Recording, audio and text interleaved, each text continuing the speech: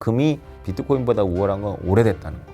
그래서 이건 사람들이 별로 의심하지 않는다는 거가 장점이고요. 나머지는 비트코인보다 장점이 하나도 없어요. 비트코인이 금은 뭐 쉽게 뛰어넘을 것 같은데요. 비트코인이 특별히 막 상승하기 전에 발생하는 신호 같은 게 있나요? 이렇게 요새처럼 요동을 치죠. 딱 요새 같아요, 보면. 그리고 쫙 가거든요. 금을 투자하는 것과 같이 오히려 금리가 오르고 말씀하셨던 뭐 지정학적 요인들이 막 팽배하고 이렇게 우리가 뭔가 안전자산을 챙기고 싶어 할 때 비트코인을 사는 것이냐, 아니면 예전처럼 내년에 금리 인하 기대감이 있거든요. 그럼 원래였었다면 금리 인하 기대감 이러면서 경제 막 활성화 기대감 이런 비트코인이 다시 올라가야 되는데 그때는 오히려 힘이 좀 약해지는 게 아닌가, 이런 좀 궁금증이 들더라고요. 비트코인에 대해서 이제 전통 금융 엘리트들이 여러 번 연구를 하고 레포트가 계속 나오고 있는 걸로 알고 있습니다. 근데 이제 저는 이제 관찰한 바에 의하면 좀 관점이 다른데, 우리가 안전자산이라고 부르지만 전문 용어로 이제 비상관 자산이라고 합니다. 이제 상관계수잖아요. 이렇게 같이 예를 들어서 이자율이 낮아지면 주식 가격이 오르고 뭐 이런 식으로 이제 이자율하고 주식은 상관관계가 있고, 이제 주식하고 채권도 서로 반대로 상관관계가 있죠. 음의 상관관계가. 근데 기관들은 반드시 비상관 자산을 일부 담아야 돼요. 그러니까 전통적인 자산하고 무관하게 움직이는 자산을 일부 담아줘야 돼요. 포트폴리오가 돼야 되니까. 그 비상관 자산을 이제 일반적으로 저널리스트들은 이제 안전자산이라고 불러요. 대표적으로 금이 있는 거죠. 근데 금도 가만히 보면 이제 거꾸로 움직이잖아요. 달러하고 거꾸로 움직이잖아요. 달러가 내리면 올라가고. 그렇죠? 그래서 비상관 자산이 안 돼요. 그러니까 왜 그러냐 하면 비상관이 되게 어려워요. 왜냐하면 사람들이 행태가 똑같기 때문에 어떤 뭐 우주에 뭐가 있다면 비상관 자산이 되겠지만 결국은 이 돈 빼서 이 돈 이거 하고 막 이러기 때문에 비상관 자산이 되기는 어려운데, 과거 차트를 봤더니 비트코인이 비상관 자산이다라는 레포트가 나온 적이 있어요, 몇 년 전에.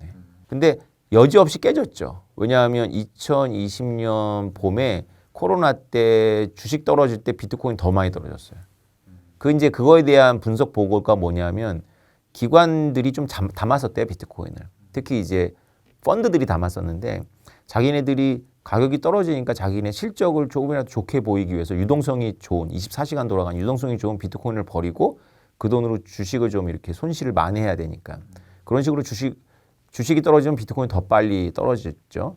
근데 또 그 상관관계가 2021년부터 또 사라졌어요. 왜 사라졌냐면 주식은 어느 정도 안정이 됐는데 비트코인은 내부적인 문제가 막 터지는 거예요. 뭐 FTX 문제라든가 이런 거. 그래서 뭐 이런 자산하고 무관하게 또 막 떨어졌어요. 그러니까 이걸 통계적으로 계산해 보면 비상관 자산으로 가고 있거든요.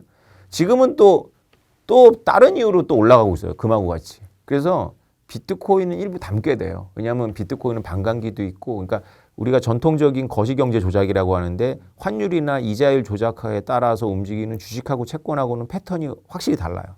단기적으로는 연동이 좀 되는데 장기적으로는 완전히 다르게 움직여요. 그러니까 일부 담게 되어 있어요, 이런 자산을. 그래서 이제 안전자산이라고 하면 그 말이 너무 어색한데 비트코인처럼 요동치는 게 어떻게 안전자산이겠어요. 근데 비상관 자산으로서 의미가 있는 것 같아요, 제가 보니까. 비트코인은 되게 독특한데 지금 이미 삼성전자 시총이 3배 가까이 되지 않을까요? 그런데 비트코인은 아직도 존폐 위기를 사람들이 의심하는 그런 자산이잖아요. 이런 자산이 없잖아요. 그러니까 맞아요. 어떤 자산이 이렇게 오랫동안 살아남았고 이미 규모가 상당히 되는데 이거 내일 없어지더라도 이상하지 않아라는 주장을 계속 하잖아요, 사람들이. 그렇죠. 그렇기 때문에 이게 어떤 그런 거시경제의 변화 때문에 움직이는 폭보다는 훨씬 더 큰 폭이 살아남네, 확실하네 라는 것 때문에 움직이는 게 훨씬 더 큰 거예요. 그래서 그런 미세한 그런 통계가 다 무력해져요, 그 순간이 오면. 뭐 한 20% 30% 움직일 때야 상관성이 중요하지. 비트코인은 한 번 움직이면 10배씩 움직이잖아요. 그렇죠. 그 뭐가 상관관계가 있겠어요? 아무 상관관계 없어요. 그러면서 사실 최근에는 오히려 금보다 수요가 빨리 늘어나고 있는 게 비트코인이더라고요. 그렇죠. 아무리 생각을 해도 이해가 잘 안 되는 거예요. 단순히 진짜 그런 호재성 이슈 때문인 건가? 단기적으로? 그것만은 아닌 것 같은데. 뭔가 이게 사람들의 이 본질적인 이 인식이 바뀌고 있는 것 같은데.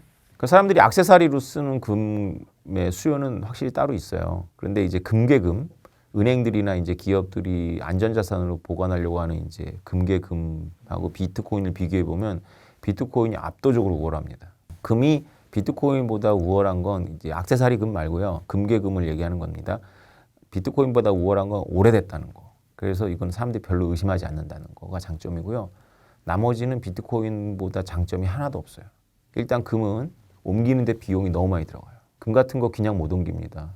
철저한 그 무장한 호송차를 타고 움직여야 되고요. 바다를 건널 때는 항공모함으로 움직이거나 그렇습니다. 운반비가 장난이 아니죠. 그리고 금은 일반인들이 진위 여부 판별을 잘 못해요. 속을 수가 있어요. 네. 그다음에 금괴 금인 경우 분할성이 매우 떨어지죠. 네네. 비트코인 가지고는 커피 사 먹을 수 있어요, 사실은. 근데 금괴 가지고 커피 사 먹어 보세요. 그 금괴 갈아요, 이렇게 조금씩. 불가능하잖아요. 분할에 어려움이 있고. 가장 결정적인 거 말씀드릴게요. 금괴금이 필요한 거는 금융기업들이 담보물로 잡으려고 하는 거거든요. 근데 금괴금은 지구 반대편으로 못 보내요. 오래 걸리잖아요. 그리고 비용도 많이 들고. 근데 비트코인은 지구 반대편으로 전기 속도로 가거든요. 세계 최고의 금융기업들 간에 엄청나게 많이 단기 금융을 서로 주고받습니다. 여러 이유가 있는데 가장 큰 이유는 중앙은행이 지준율을 발표하면 자기가 돈이 없어 지금. 그럼 벌금 맞거든요. 그 다른 은행한테 꺼갖고 넣어요. 그걸 이제 콜금리라고도 하고 퍼더럴 펀드라고도 하는데 이게 아주 전통적인 시장입니다. 이게 굉장히 발달된 시장인데 금융위기가 오잖아요. 그러면 이 단기 금융의 이자율도 치솟아요. 왜냐하면 은행들도 뻗을 수가 있거든. 그러니까 부도가 전파가 되는 거예요. 우리가 이번에 전세 사기 사태였잖아요. 전세라는 게 뭐 다 자기 담보 채권 하는데 자기 채권 순위가 밀리잖아요. 이렇게. 그러니까 은행들도 담보를 서류로만 잡기 때문에 채권이건 주식이건 순위가 밀려요. 그거 하나 쓰러지면 내가 피해를 보상받으려면 법원에 쫙 기다려야 돼요. 그러니까 오버나잇이 하룻밤 자는 거죠. 오버나잇이라 그래가지고 실제로 오버나잇은 아니지만 그렇게 짧게 돈을 꺼줬다가 받는데 위험이 완전히 절연시키지 못하거든요. 그러면 증권이거나 금은 소용이 없어요. 담보물로서. 비트코인은 그 자체가 가잖아요. 그래서 내가 비트코인을 받고 10억 달러를 하루 동안 빌려줬는데 제가 부도가 났어. 그러면 나는 10억 달러 잃어버리지만 비트코인이 있잖아요. 그리고 이거가 법원 가서 싸울 필요가 없잖아요. 그냥 내가 점유하고 있는 거잖아요. 금융공룡들이 비트코인의 이용도, 금이 따라올 수 없는 이 담보성, 단기금융의 담보물로서의 이 가치를 눈을 뜨고 있어요. 혹시 작가님 비트코인이 특별히 막 상승하기 전에 발생하는 신호 같은 게 있나요? 이렇게 요새처럼 요동을 치죠. 그리고 팍 꺾이고 그래요. 그만큼 변동성이 크게 나오는 거예요. 변동성 크게 나옵니다. 크게 상승하기 전에 변동성이 아주 이렇게 여진이라고 하잖아요. 미리 이렇게 조짐, 화산 폭발하기 전에 땅 흔들리듯이 이런 게 있어요. 딱 요새 같아요, 보면. 2010년도 말부터 2017년도 1월도 이랬어요. 그러니까 이렇게 하다가 갑자기 그냥 한순간에 팍 하는 거네요. 그렇죠. 한순간은 아닌데 이렇게 쭉 오르죠. 이제 계속 오르죠. 특별하게 막 조정이 안 나오고 그냥 쭉 가는 거예요. 그러니까 누구를 제일 엿먹이냐면 이렇게 익절한 사람들을 제일 엿먹여요. 그러니까 제일 불행한 사람들이 비트코인이 없는 사람들도 아니고 비트코인 오르기 전에 판 사람들도 아니에요. 비트코인이 2천만 원 되는 걸 생각하지 못하고 50만 원에서 70만 원 샀다가 2년 기다려서 300만 원에 판 사람들. 근데 이때 300만 원이 해서 1000만 원 되는데 얼마 안 걸리거든요. 50만에 300만 원 되는데 3년 걸렸는데 300만 원에서 1000만 원 되는데 이게 불장이니까 한 반년 만에 가요. 이 사람들이 제일 불행하더라고요. 그래서 1000만 원에 다시 잡아요. 개수가 되게 줄겠죠. 그리고 폭락해요. 그리고 3년 동안 물리는 거예요. 그래서 그런 사람들을 제일 많이 속이죠. 왜냐하면 이것도 꺾일 거예요. 꺾일 가능성이 높아요. 그러면 꺾였을 때 이제 파는 사람들을 속여요. 비트코인이. 그리고 쫙 가거든요. 그러니까 항상 비트코인의 차트를 보더라도 매번 신고가를 뚫고 그냥 확 가버리더라고요. 신고가 뚫을 때부터는 이제 심각해지는 거예요. 사람들이 시리우스해지더라고요. 그러면서 이제 언론에서 계속 비트코인 저주가 나옵니다. 명사들이 나와서 비트코인 위험하다 하는 거죠. 근데 작가님 이게 장기적으로 봤을 때 지금 비트코인이 원체 그냥 하나의 자산화가 되어 있으니까 이게 시총 기준으로 계속 더 뭔가 금을 뛰어넘고 쭉쭉쭉 가기 위해서는 기존의 금을 대체하거나 아니면 기존의 종이 화폐를 대체하거나 뭔가 기존에 있던 큰 자산을 얘가 대체할 수 있어야 더 자산의 성장성이 있을 거잖아요. 그런 좀 전망은 어떻게 보시는지도 궁금합니다. 금은 뭐 쉽게 뛰어넘을 것 같은데요. 삼성전자, 애플, 아마존, 마이크로소프트, 그다음에 구글 이 5개의 기업이 비트코인이거나 비트코인과 비슷한 뭔가를 가지고 뭔가 하려고 할 거예요. 이게 신호예요. 기업들이. 네. 이게 본격화되면 금이 문제가 아니에요. 그다음부터는. 세계 금융이 이 플랫폼에 들어옵니다. 저는 기업들이 이 플랫폼 전쟁에 뛰어들 거라고 봐요. 플랫폼 전쟁이 끝나지 않았거든요. 그렇죠. 우리가 지금은 안 쓰지만 옛날에 비디오를 썼잖아요. 그래서 VHS 방식하고 뭐 이름이 기억이 안 난다. 원래 표준이 두 개가 있었는데 하나가 졌고 하나가 이겨서 뭐 10년 동안 엄청난 돈을 벌었죠. 그 비슷하게 표준화 전쟁이 그 표준화가 어떻게 되느냐에 따라서 이제 계열이 쫙 바뀌니까 이제 플랫폼 이더리움 주창자들은 이더리움이 다 먹었다고 생각하는 거예요. 그럼 이제 그 그림이 뭐냐면 구글도 이더리움을 사용하고 삼성전자도 이더리움을 사용하고 아마존도 이더리움을 사용한다는 거거든요. 그러면 이제 이더리움이 왕 되는 거예요. 비트코인이 이길 거야 아마 그렇게 되면. 이 안 끝난 게임이 이제 본격화될 거예요. 앞으로 2, 3년 동안 정신 하나도 없을 겁니다. 그 2, 3년 동안 여러분들이 봐야 될 건 비트코인 가격이 아니라 삼성전자, 애플, 마이크로소프트, 아마존, 구글을 보셔야 돼요. 이들이 생각이 없는 집단이 아니잖아요. 그렇죠. 그럼 마지막으로 작가님께 좀 질문 드리자면 10년 전에 어찌됐든 비트코인이 0이 아니라 1이다 라는 확신을 가지셨고 그로 인해 이제 비트코인이 뭐 1억을 갈 거다라고 뭐 주변에 막 전파를 하셨던 그런 작가님이었던데 이제 10년이 지난 지금 현재 시점에서는 그게 어느 정도 가치가 입증됐잖아요. 그래서 많은 분들이 이제 또 이 책도 더 큰 가치가 이제 만들어진 거고 그러면 현재 시점에서 앞으로 10년 뒤는 작가님 보셨을 때 비트코인에 대한 전망, 생태계가 어떻게 좀 구성이 될 것 같으신지 이게 마지막으로 궁금합니다. 네, 제가 틀렸어요. 뭐가 틀렸냐면 제가 그때 2014년에 한양대 가서 비트코인 1억 될 거라고 했을 때는 뭐 몇 년 안에 될 줄 알았어요. 근데 아직 안 됐잖아요. 10년이 다 돼가는데 그러네요. 제가 예상한 거는 1년에 2배씩 성장하는 거예요. 근데 1년에 2배씩은 안 가더라고요. 그냥 3년에 8배 가더라고요. 그러면 지금 1000배가 돼야 돼요. 겨우 120배밖에 안 됐거든요. 겨우인가요? 네, 그러니까 제가 예상하기로는 네. 2의 10승은 1024예요. 1000배예요, 1000배. 그래서 제 예상에는 내년하고 내후년에 한번 1000배를 찍겠다. 제가 50만 원이 기준이니까 생각해 보시면 됩니다. 1000배 찍고 떨어지겠죠. 원래 그랬으니까. 근데 약간 생각보다 지체되고 있어요. 그건 제가 뭔가 이 세운 가설에 제가 모르는 하자가 있다는 얘기예요. 이거 냉정한 겁니다. 가설의 세계는. 그 하자가 뭘까를 저는 찾고 있어요. 분명히 제 예상 틀렸거든요. 아니 1000배가 돼야 되는데 지금 100배밖에 안 됐잖아요. 짜증나게. 10배나 차이 나잖아요. 그러니까 뭔가 문제가 있는 거예요. 저는 그 확실하진 않은데 그 이유 중 하나가 알트코인인 것 같아요. 비트코인 혼자 있었으면 지금 1000배 됐을 거예요. 근데 알트들이 엄청 그 몫을 가져갔거든요. 그래서 비트코인은 좀 더 완화되고 다른 알트들이 제 공식에 의해서 다 잡아먹겠죠. 그래서 저는 NFT 관심을 끊을 수가 없는 것 같아요. NFT도 살아남는 기술이에요. 중요하고.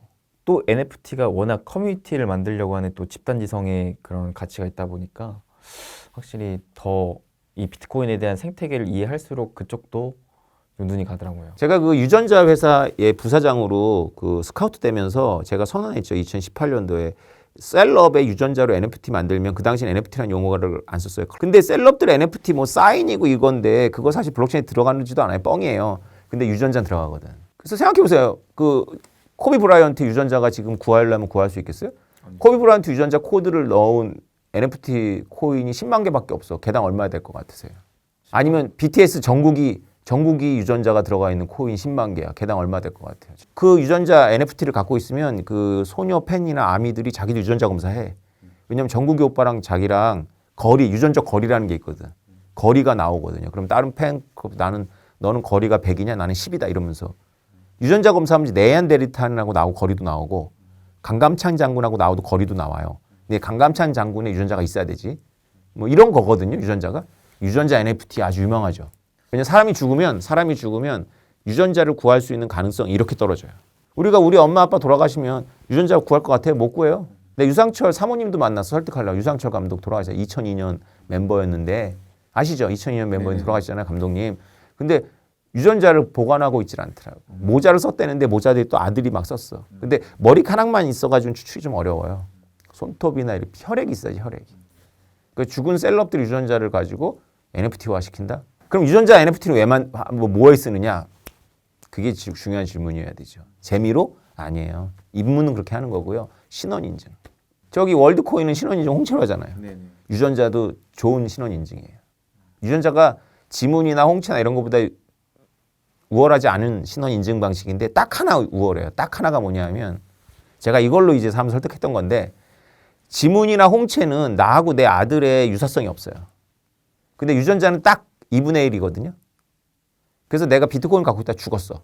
근데 내 비트코인 암호키를 유전자 기반으로 만들어내면 3년 동안 내가 생명 반응을 스마트폰 치료기 안 하면 내 아들이 2분의 1의 그 유전자를 가지고 해가지고 가져갈 수 있어, 내 비트코인. 증여가 되는 거네. 그렇죠. 상속이 되는 신원 인증이에요. 유전자가.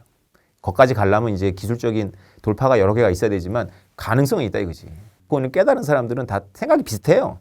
신원 인증 게임을 하고 있는 거예요. 네, 이렇게 해서 오늘 오태민 작가님 모시고 다양한 얘기 들어봤습니다.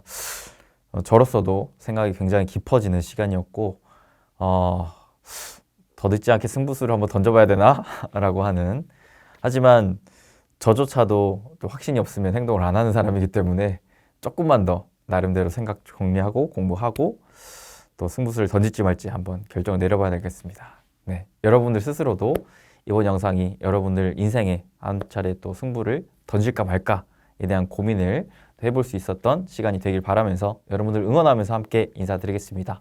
여러분 행복 되세요.